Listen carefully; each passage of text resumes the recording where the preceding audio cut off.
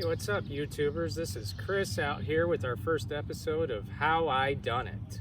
Today, I'm going to be showing you how I installed a Slackers Zipline kit, specifically the 100-foot Night Flyer. Now, let's come over here. First, I'm just going to show you what comes and what you're going to need for setup.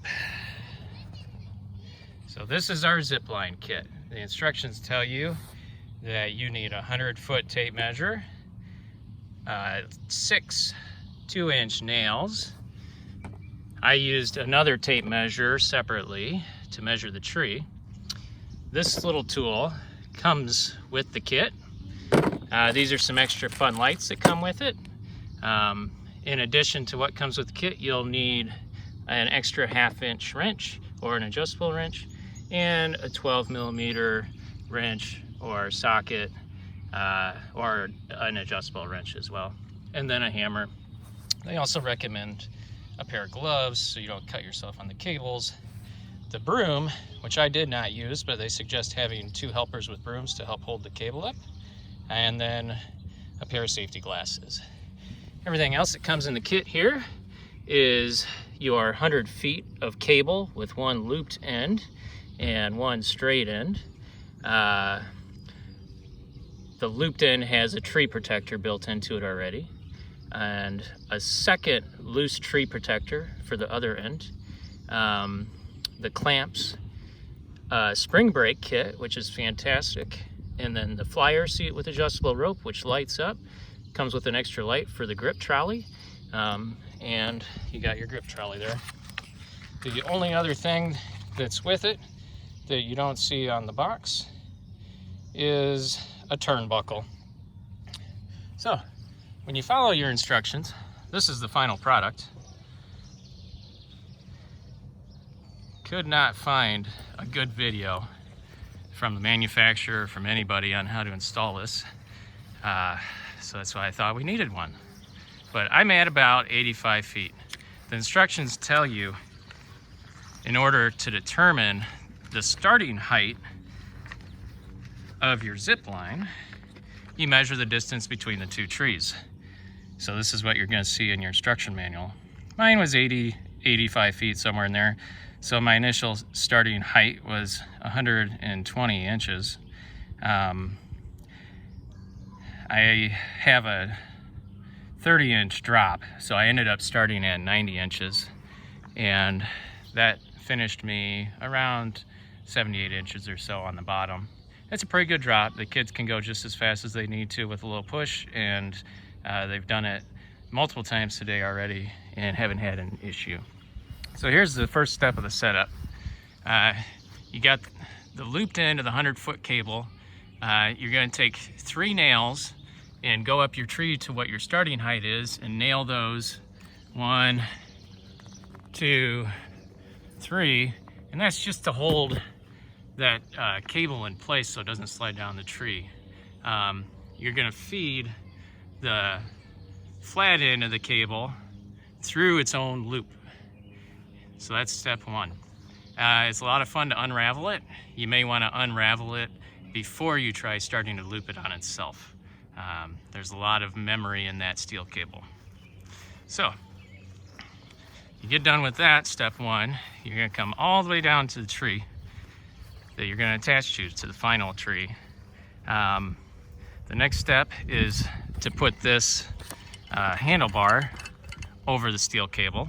So that's going to stay there permanently before you attach the other end to the tree. After you put that on the 100-foot steel cable, you're going to put your spring brake on the steel cable, and this just slides freely, as you can see.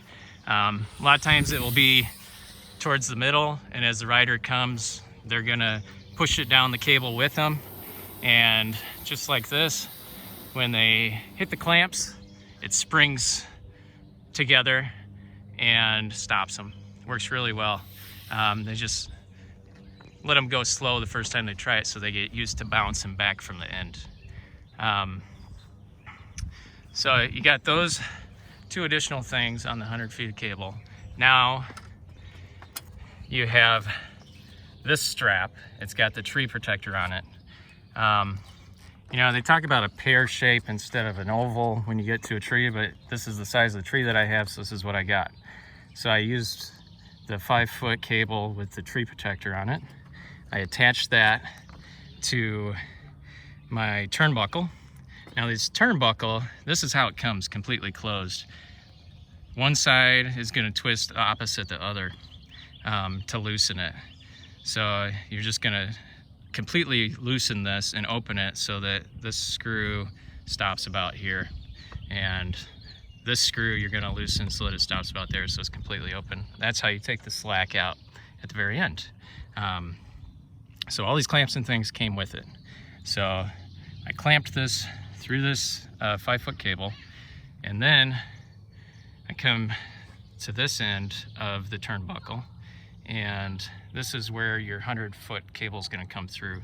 So you take the loose end and you wrap it through. It's tricky to do this by yourself. You're going to need probably a second person, but you're going to grab the slack end of it and pull it as tight as you can. This is where they say use brooms and have 2 people lift the cable up in the air so that you can get it as high as you can and pull the slack out. I used my ladder, and I just put the ladder at the low spot, right where the swing rider is right now, and had the ladder hold the cable up. Worked really well because I didn't need the ladder for this end. And then you pull this as tight as you can and put your first U-clamp on. Once that one's on, it's not going to slack at all. Put your second one on, your third one on, and that's that. These little caps come with it. Those are to cover the ends so that nobody gets cut on them.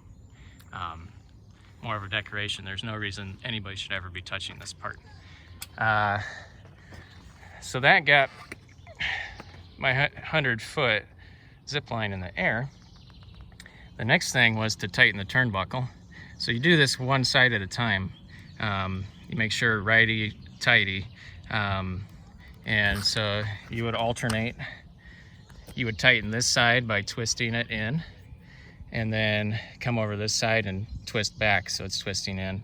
And that keeps the extra slack on the cable from wrapping around the cable too much. So you just alternate, you know, about 10 or 15 turns on one side, 10 or 15 on the other, until you get the tension that you want.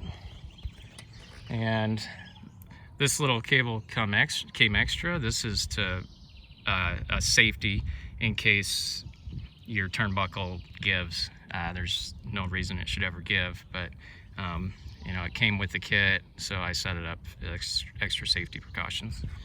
And as you can see, I had a little bit extra cable, so I just wrapped it around the tree. This is where they talk about the duct tape. You can use duct tape to secure it, but I just wrapped it and it seems to be holding fine. So that is the installation, and seems to work pretty good. The kids have had a lot of fun. Can't wait to try it out at night once.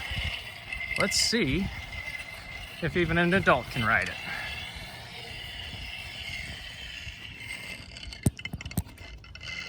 Clear the cars!